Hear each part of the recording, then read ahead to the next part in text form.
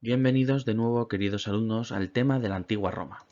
Hoy vamos a ver el punto número 2, las guerras púnicas y la expansión de Roma por el Mediterráneo. Nos quedaría por ver la transformación de la República Imperio, la época de los grandes emperadores, la cultura y el arte romanos y el último punto, que es un breve resumen de la conquista romana de Hispania. Vamos a ello. Las guerras púnicas y la expansión por el Mediterráneo. Antes de nada, hay que hablar del ejército romano. Si en algún momento en clases de historia hay que hablar del ejército, es hablando de Roma. Porque para Roma el ejército, sus famosas legiones romanas, no fue únicamente el medio por el cual se conseguían las conquistas, sino además un elemento, una herramienta de romanización de esos mismos territorios conquistados. Bueno, esta imagen que veis aquí corresponde al ejército en la época de los reyes, el ejército monárquico. Y como veis, y algunos os habréis dado cuenta, esto no es ningún legionario romano ni nada parecido, sino un hoplita griego, en concreto un hoplita clásico. Estos otros soldados están peor armados que los hoplitas, hay algunos que tienen pues esos escudos tipo que diríamos tipo romano, que es el escudo alargado itálico, y hay algunos que apenas tienen armas. Y esto es porque en esa época el ejército romano imitaba al ejército etrusco, y los etruscos habían copiado su ejército de los griegos. Y aquí cada uno se pagaba su propio equipo, sus propias armas. Los ricos iban con todo y los que no tenían ni para piedras, pues iban con las piedras que encontraban en el camino. Iban hasta descalzos incluso. Y bueno, ¿cómo luchaban? Pues luchaban como el resto de pueblos itálicos que habían copiado ese sistema. Cogían, se unían en una falange, los más fuertes, los hoplitas delante, los más ricos, pues para alcanzar la gloria, para vencer al enemigo, y luego sucesivamente los detrás, en las distintas clases o clasis, como se llamaba así en ese momento, de soldados. Pero esto no funcionaba. Y cuando la monarquía terminó, Roma decidió cambiar el ejército y crear las llamadas legiones, las legiones manipulares, porque había distintas legiones, distintos tipos. Ya veremos por qué se llaman manipulares. Legión significa reunir, ¿vale? La legión es la reunión de todos los soldados, por decirlo así. En las legiones manipulares, cada soldado también se pagaba su equipo, pero había distintos tipos de soldados. Primero estaban los más jóvenes y los más pobres, los velites, que apenas tenían algunas jabalinas para lanzar al enemigo. Luego estaban los asteros, se les llamaba así porque tenían una gran asta, es decir, una lanza, para poder hacer frente al enemigo. Iban pobremente armados, veis que tienen, pues eso, van con la túnica y con una placa de cobre y poco más. Tenían el escudo, la espada, pero poco más. Luego estaban los príncipes. Esto es un príncipe. Esto era un soldado más avanzado, más experimentado, con un equipo mejor, el escudo es mejor, y tenía esto, que es la lorica hamata, que es la cota de malla. La cota de malla es una especie de chaleco hecho con arandelas de metal enganchadas unas con otras, que la verdad es que eran bastante resistentes para aguantar todos los tajos. Y bueno, pues eso le confería al soldado, pues al príncipe, una resistencia mucho mayor. Y ya por último estaban los triarios. Los triarios eran los soldados más veteranos, los que tenían mejor armamento, tenían, además de todo lo que tenía el príncipe, esta enorme lanza. Y eran, pues eso, la élite dentro del ejército de la legión romana. Y luego estaban los equites. Un equite es un jinete, un caballero, que iba con un caballo. Y de ahí nos viene precisamente equitación, porque caballo en latín se dice equus. Ellos eran los equites, los caballeros, y eran los nobles y los más ricos. Pero la legión romana tenía como principal arma, por decirlo así, a la infantería. Esto era lo importante. ¿Y por qué era importante? Bueno, pues porque entre otras cosas, la legión manipular, que se llamaba así, porque estaba formada por manípulos. Esto es un manípulo, es decir, es un grupo de pues entre 80 y 100 hombres, muy manejable, que luchaban juntos, que bueno, pues les permitía abrir la formación, juntarlos todos y hacer una gran línea, tenía mucha más flexibilidad. Pues la legión manipular estaba pensada para resistir y sobrevivir incluso cuando eran derrotados por un enemigo mucho mayor. Ahí estaba la diferencia. ¿Y cómo lo hacían? Bueno, pues lo hacían poniendo a los veteranos al final y haciendo una, una táctica de escalonamiento que vamos a ver ahora mismo. Es decir, cuando llegaba un enemigo que era 5 o 6 veces más numeroso y se enfrentaba a ellos, pues primero se encontraba con los velites. Los velites, cuando eran derrotados, nadie esperaba que los velites venciesen al enemigo, a un enemigo serio, porque los velites estaban ahí simplemente para ablandarlo. Enseguida tenían que retroceder por los huecos y esconderse detrás de los asteros. Astati en latín, asteros en castellano. Se escondían por aquí y los asteros cerraban filas rápidamente y el enemigo se enfrentaba a ellos en una sola línea. Si los asteros eran derrotados, se escondían detrás de los príncipes y el enemigo tenía que enfrentarse a los príncipes. Y si os dais cuenta, esto es como un videojuego. Es decir, cada vez que derrotas a un enemigo te encuentras con otro mayor. Y encima cada vez estás más cansado. El enemigo está cada vez más cansado, más cansado. Si hasta los príncipes eran derrotados, estos podían retroceder y eran los triarios los encargados de hacer la última defensa. Y normalmente era muy raro que las batallas llegasen a los triarios, pero cuando llegaban solían, pues eso, eran los mejores y solían aguantar. Pero aunque no lo hiciesen y se retirasen, el resto del ejército había sobrevivido. Entonces, el ejército romano, aunque hubiese sido derrotado, vivía para luchar otro día. Y eso era muy importante. Bueno, sobrevivía para luchar otro día depende, porque en la batalla de Arausio llegaron los germanos, los protogermanos tibios y teutones y amenazaron, pues eso, con invadir toda esa zona de la Galia, Italia y demás. Los romanos enviaron a dos grandes ejércitos dirigidos por, ¿os acordáis? Dos cónsules. Cada cónsul tenía derecho a 2 legiones, ¿de acuerdo? Entonces, normalmente había 4 legiones defendiendo Roma. Pues mandaron a las 4 legiones con los 2 cónsules y bueno, no servía de nada que la táctica fuese tan maravillosa porque los 2 cónsules se llevaban a matar. Tan a matar que uno estableció su campamento en un lado del río y el otro lo estableció en otro.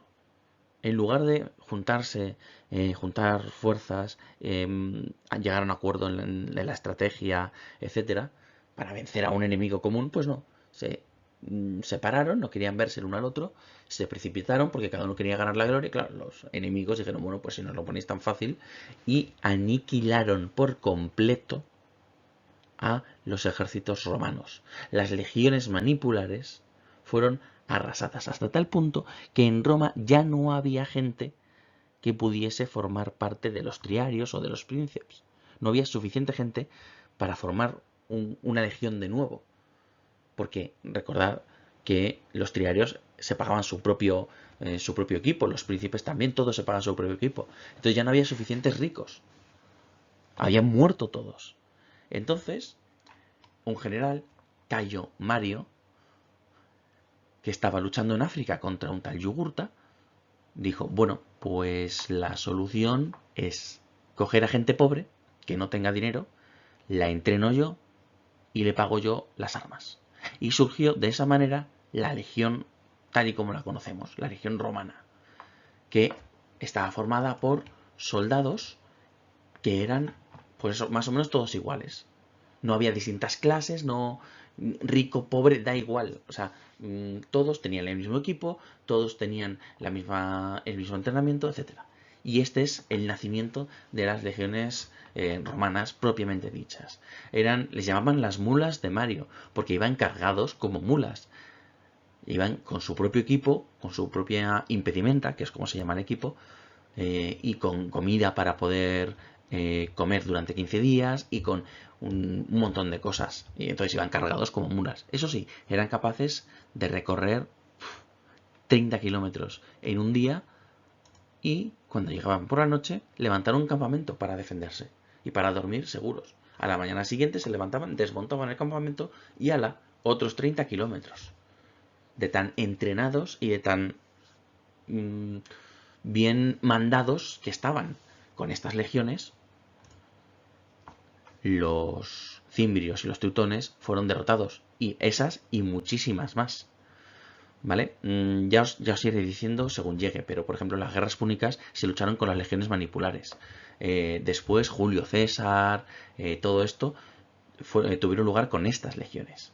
Y la verdad es que las legiones alcanzaron una eficacia tremenda, luchaban como un solo hombre. Y de hecho, las legiones recibían un número, había distintas legiones.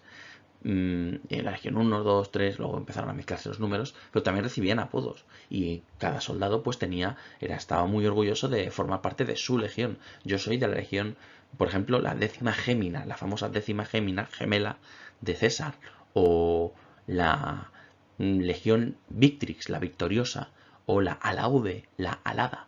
Luego también había nombres que hacían alusión a donde se habían reclutado a sus soldados.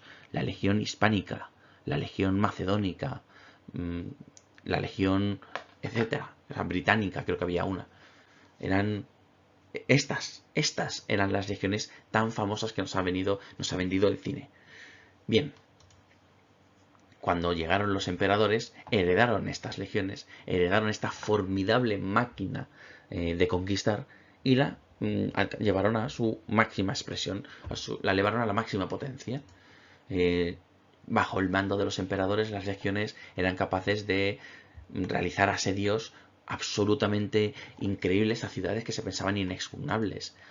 Y bueno, pues esta es la imagen que tenemos del cine. Los legionarios romanos, que por cierto, me preguntáis muchos, esta es la armadura de la lorica segmentata, la armadura de placas de metal que se inventó después, se inventó con la época, pues esto, de los emperadores, pero nunca se dejó de utilizar esta, la lorica jamata, la cota de malla.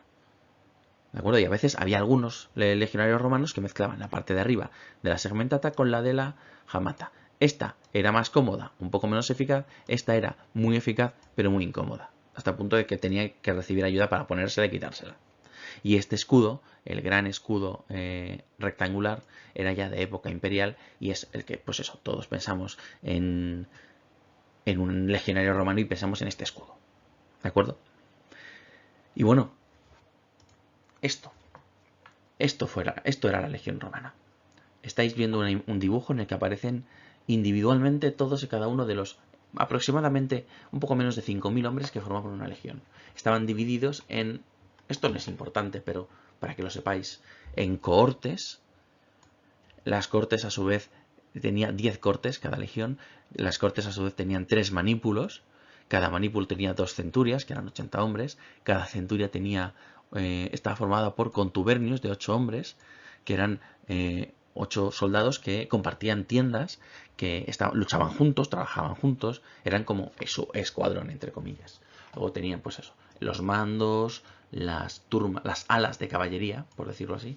Y esto es la legión romana, la famosa legión romana. Por cierto, como curiosidad, el centurión es el que dirigía cada centuria, ¿de acuerdo? Era el famoso oficial de las legiones romanas. Y ahora vamos a ver el punto, vamos a continuar donde nos quedamos con la expansión romana. Habíamos terminado y Roma se había hecho con toda Italia y se había encontrado con una enorme potencia en el sur, que era Cartago. Bien, Roma dominaba lo que hoy sería los 2/3 inferiores de Italia. El norte, pues todavía estaba ocupado por tribus galas. Y al sur, en Sicilia, estaba la ciudad de Siracusa. ¿Os acordáis? Siracusa, la colonia que había fundado Corinto, que está por aquí. Esto ya es Grecia, para que veáis lo cerca que está. Pues bien, Cartago era todo esto. Cartago dominaba todo esto. ¿Os acordáis que hablamos de ellos? Cartago era una ciudad fenicia. Los fenicios, esos que habían colonizado el Mediterráneo antes que los griegos, cuya ciudad más importante era Tiro, que fue destruida por Alejandro Magno. Bien, pues cuando Tiro fue destruida, Cartago pasó a ser la ciudad más importante de los fenicios y pasó a formar un imperio comercial. un imperio marítimo, eminentemente marítimo. Se basaba en la potencia que tenían sus barcos para controlar todo ese territorio. Pero mirad la ciudad, era una ciudad, veis aquí hay un enorme acueducto. La ciudad parece una ciudad griega, tenía todo lo que tenía que tener una ciudad. Cartago era una gran civilización, tenía sus cosas, pero era una gran civilización, no eran bárbaros, ni muchísimo menos. Y mirad, este es el puerto de Cartago. El puerto alargado servía para los barcos comerciales y el puerto redondo servía para los barcos militares, tanto por aquí en estas dársenas como aquí dentro. Aquí dentro, arriba, se reunía el almirantazgo, los grandes jefes de las flotas de Cartago. Bien, os he dicho que era una gran civilización, pero que tenía ciertas cosas que no.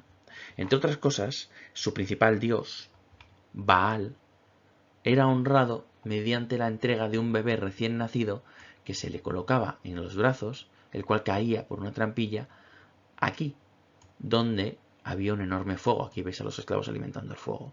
El niño era sacrificado, quemado vivo, en honor a Baal. Pues hombre, a mí personalmente no me gusta mucho.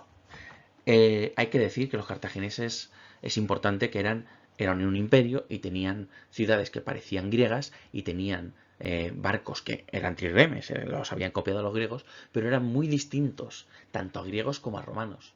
Si Cartago hubiese llegado a ganar las guerras púnicas, el mundo habría sido totalmente distinto a lo que es ahora. Fue por decirlo así, la segunda vez que que Occidente derrotó a Oriente, porque Cartago los fenicios eran básicamente orientales. La primera vez fue con las guerras médicas y luego con las guerras púnicas. Bien, el ejército de Cartago era muy distinto al romano, porque tenía soldados propios, sí, pero a la vez tenía mercenarios de un montón de sitios. Un mercenario es un soldado que no tiene nada que ver contigo, al que le pagas porque luche por ti. Y mientras le pagues, pues él lucha por ti. Esto, por ejemplo, este es un soldado cartaginés que luchaba al modo griego, ¿de acuerdo?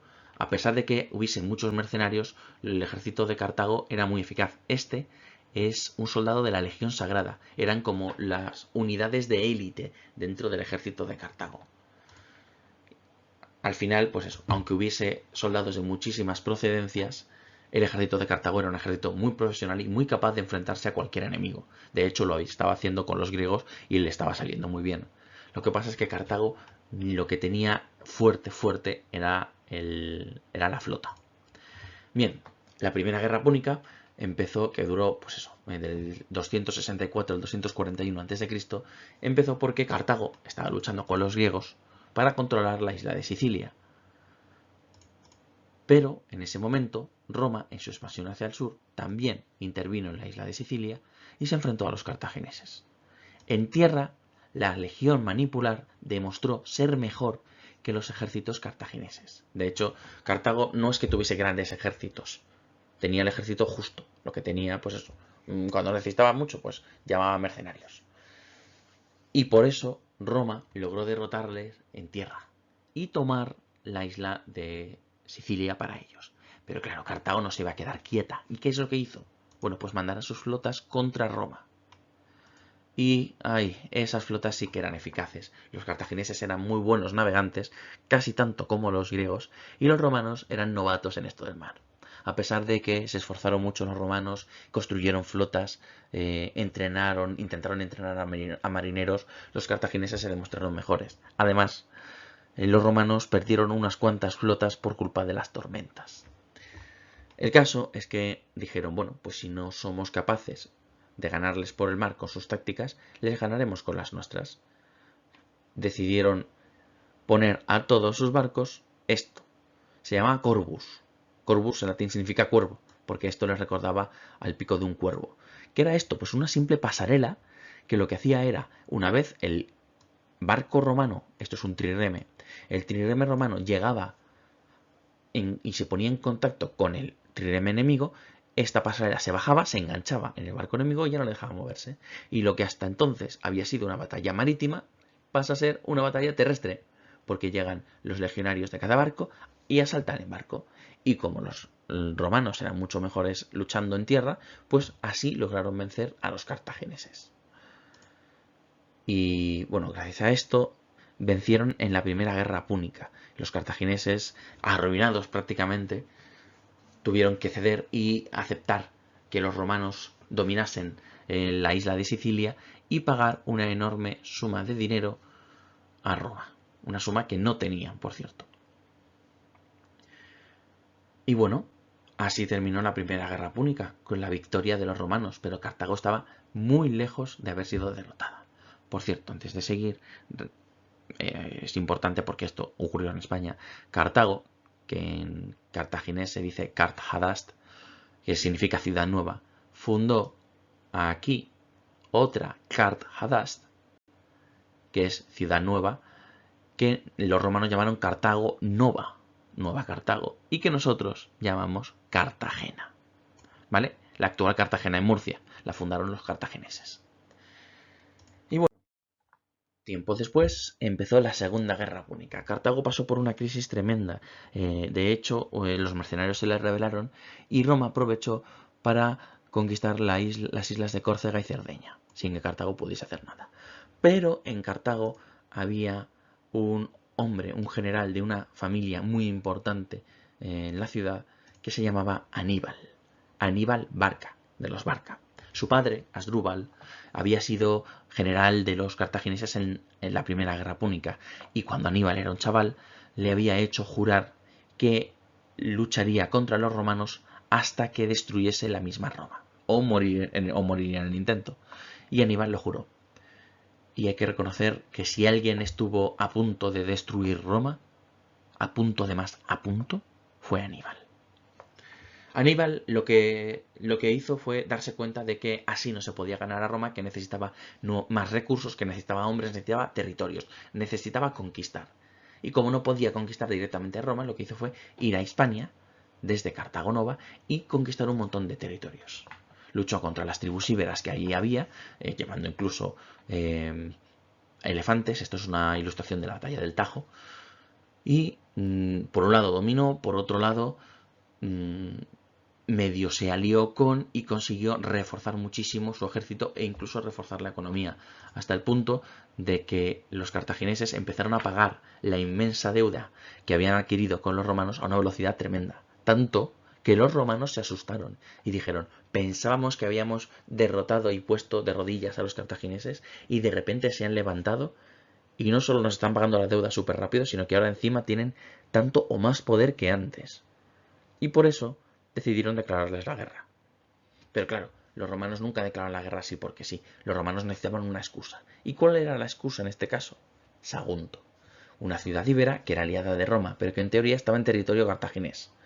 Los romanos dijeron que no tenía derecho Aníbal a atacar Sagunto. Aníbal dijo que sí que lo tenía. Y de hecho lo atacó.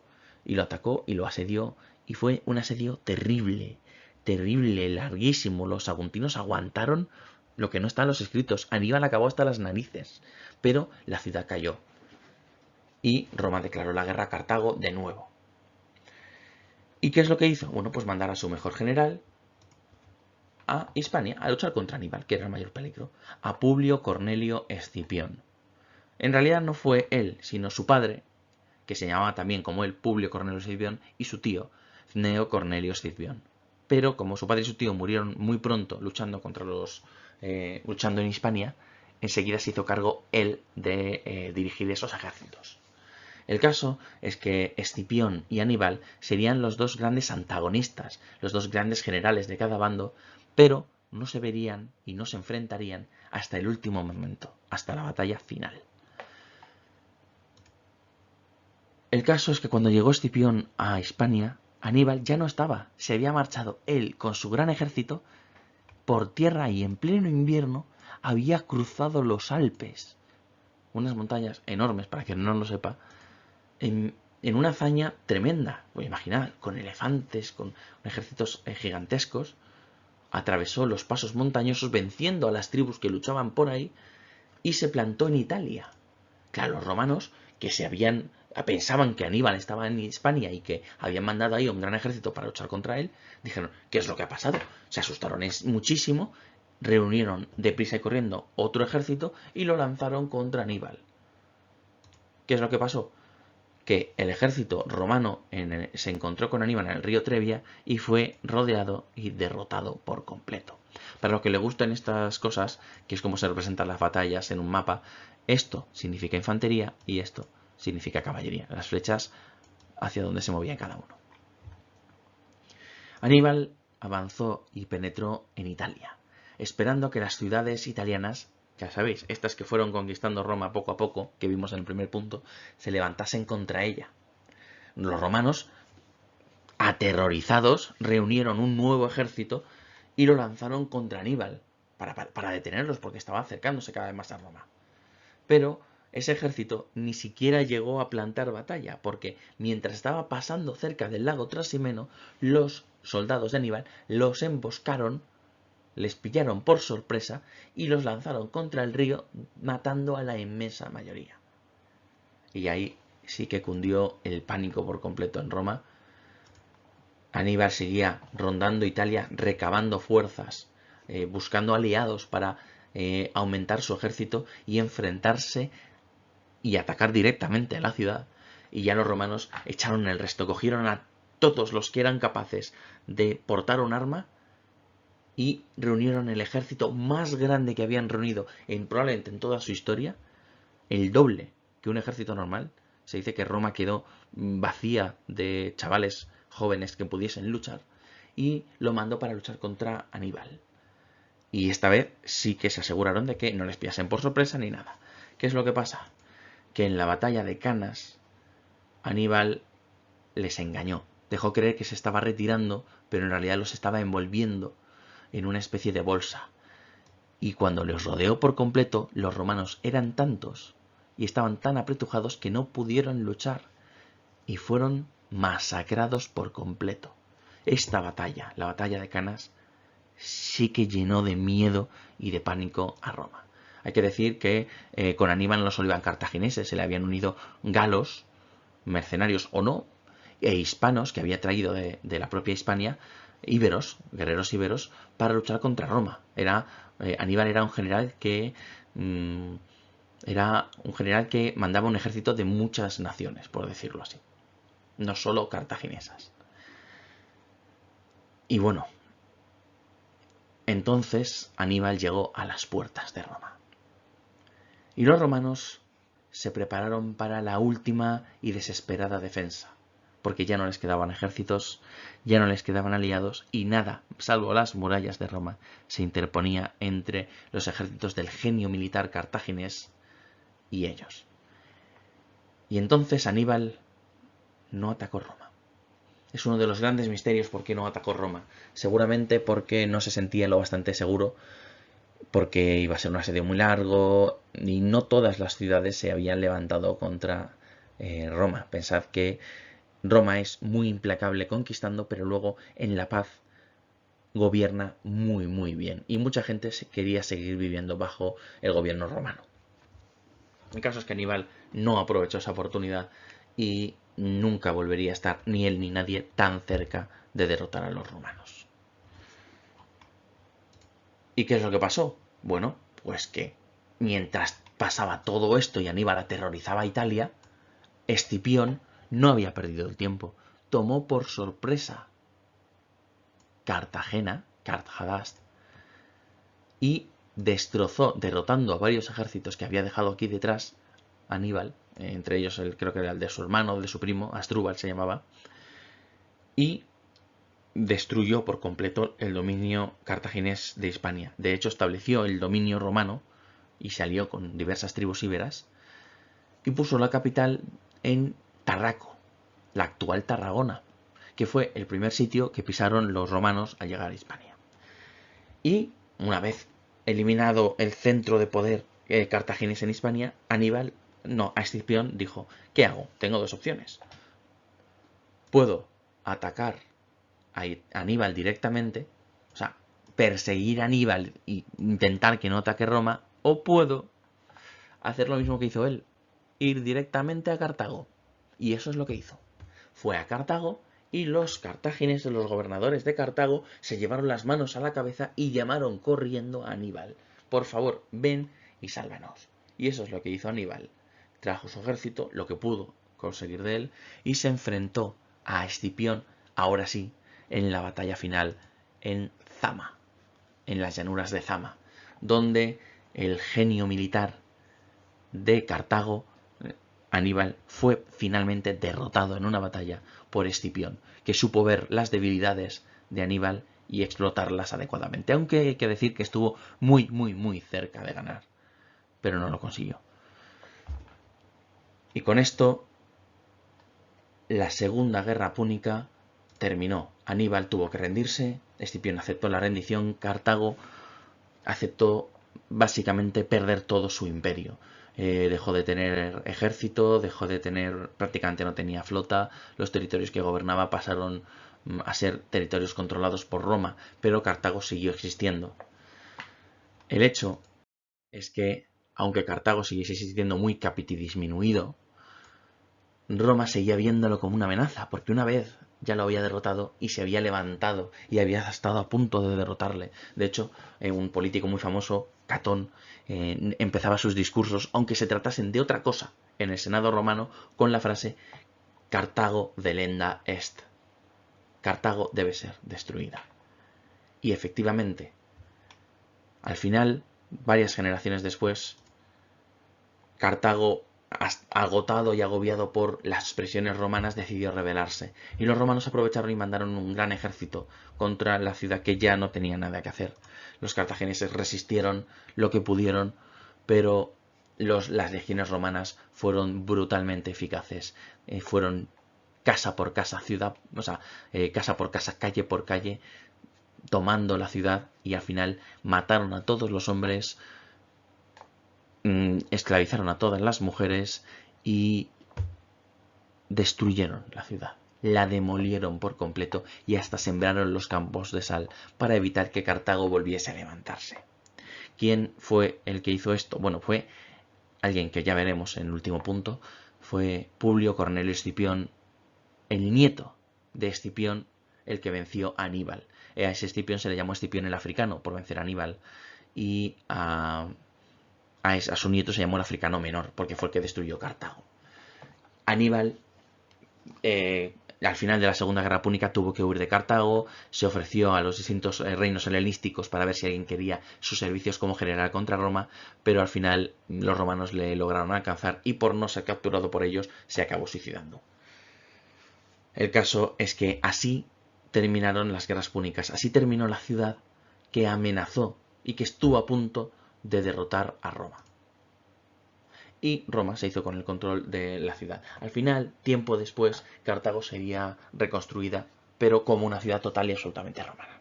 No tendría nada que ver con la antigua Cartago. Y esto lo que hizo fue que la ciudad que era antes luchaba por sobrevivir, ahora se expandiese y se convirtiese en un imperio. Esta es el águila romana de las legiones, el águila de las legiones romanas, sujetando los fulmen, los rayos de Júpiter y con la corona del vencedor. Así Roma pudo extenderse por Hispania, por el norte de Italia, también por toda África y sobre todo por Oriente, para conquistar lo que acabaría siendo su imperio. Y este proceso es el que vamos a ver ahora mismo muy someramente. Lo primero que hizo fue controlar la zona de la Galia cisalpina. Para ellos, los galos son los celtas. Los romanos llamaban galos a los celtas. Y aquí había galos, así que era la Galia. Y se llamaba la Galia cisalpina porque los Alpes que estaban por aquí... Cisalpes es antes de los Alpes. Los romanos, mirando desde aquí, estos galos eran los que estaban antes de los Alpes. Y esta Galia era la Galia trasalpina, la Galia que estaba tras los Alpes. Al final, el nombre de Galia se quedó solo con esto. También tomaron esta zona, la de la antigua ciudad colonia griega de Masalia, y siguieron avanzando por Hispania. Había muchas tribus, se enfrentaron con muchas, pero simplemente mencionar dos: los lusitanos y los alevacos. Ya lo veremos en detalle, pero voy a decir los dos nombres y para que os suenen: Viriato y Numancia. Aunque al final ambos fueron derrotados. Además, estaban los reinos helenísticos, los reinos que habían dejado los sucesores de Alejandro Magno. Había reinos muy poderosos como el de Macedonia, que se oponía firmemente a Roma. De hecho, entraron en guerra, entre comillas guerra, se declararon formalmente la guerra en la última guerra púnica, en la segunda guerra púnica, aunque no llegó a nada. Y luego pequeños reinos que se habían formado por aquí, como este de aquí, de Pérgamo, que eran firmes aliados de Roma.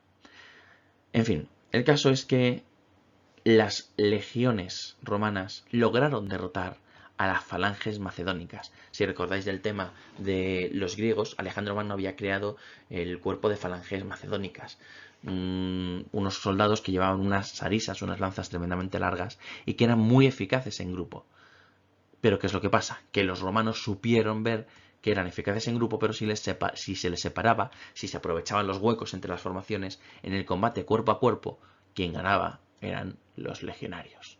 Y por eso lograron derrotar en sucesivas batallas a los macedónicos, que controlaban a Macedonia, que controlaba toda Grecia prácticamente, en la batalla de Pydna y Cinostéfalos. Los nombres no son importantes, pero para que os suenen. Luego, además, Roma se encontró con un reino, el reino del Ponto, que estaba dirigido por un rey, Mitríades VI, que aspiraba a ser como Aníbal. Y realmente podría haber sido como Aníbal, pero es que Roma ya era demasiado grande para ser derrotada. De hecho, al principio, el Ponto logró recuperar gran parte del territorio romano en Asia Menor, pero al final fue derrotado por las legiones. Hubo hasta 3 guerras mitridáticas, que se llaman, y el Ponto fue anexionado a Roma. Así como el reino Seleucida, el reino heredado de Seleuco, que estaba en horas bajas y tampoco pudo oponerse adecuadamente a Roma. Además, enseguida surgió, ya en la época del cambio de república a imperio, la figura de Julio César, de Cayo Julio César. Que bueno, su propio nombre ya os tiene que sonar a todos. Julio César era un gran político que además quería demostrar que era un gran general. Por eso se lanzó a la conquista de la Galia Trasalpina, luchando contra muchísimas tribus, pero principalmente contra los arvernos y contra los belgas. Contra los arvernos tuvo lugar el asedio de Alesia. Alesia era la ciudad de Vercingétorix, el jefe averno, y fue rodeada por los romanos de Julio César, pero a su vez los romanos de Julio César fueron rodeados por muchos aliados galos más. Era una especie de sándwich en el que los romanos eran el queso y el jamón. Pero aún así, Julio César logró derrotarles y tomó prisionero a Vercingétorix. Y toda la Galia fue tomada por César en 7 años. Fue un auténtico récord. César también previamente había estado aquí, en Hispania, y había avanzado un poco más en la conquista de Hispania. De hecho, se dice que se llevó muy bien con la reina de Galicia, Lupa. Pero bueno, en las guerras civiles, que ya veremos lo que pasó, Julio César acabó llegando al último reino griego helenístico que quedaba, el Egipto de los Ptolomeos. Se llevó muy bien con su gobernante, Cleopatra, os sonará de algo, y acabó dominando prácticamente sin problemas, porque los ejércitos de Egipto eran, pues eso, eran helenísticos, es decir, eran de los heredados de los griegos de Alejandro Magno, pero es que no tenían nada que hacer contra las legiones romanas, ni muchísimo menos contra las legiones de Julio César. Y también el norte de África cayó enseguida bajo control de Julio César. Y bueno, ya poco más quedaba. Cuando llegan, el sucesor de Julio César es Augusto, que es el primer emperador de Roma. Cuando llegan los emperadores romanos, lo que hacen es luchar contra los pocos pueblos que se les resisten. Invaden Britania, los britanos son también conquistados, y lo que les quedaba de Hispania, los cántabros, que ofrecieron una resistencia tremenda y terrible, pero también acabaron siendo derrotados.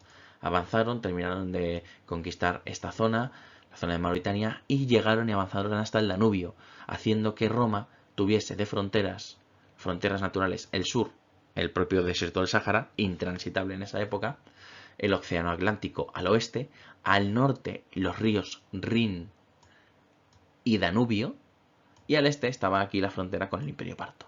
Y así derrotando a todos estos territorios, los transformó y los conformó en lo que pues prácticamente muchas naciones, sobre todo en Europa occidental, deben su existencia o su nacimiento, su origen más bien, a Roma.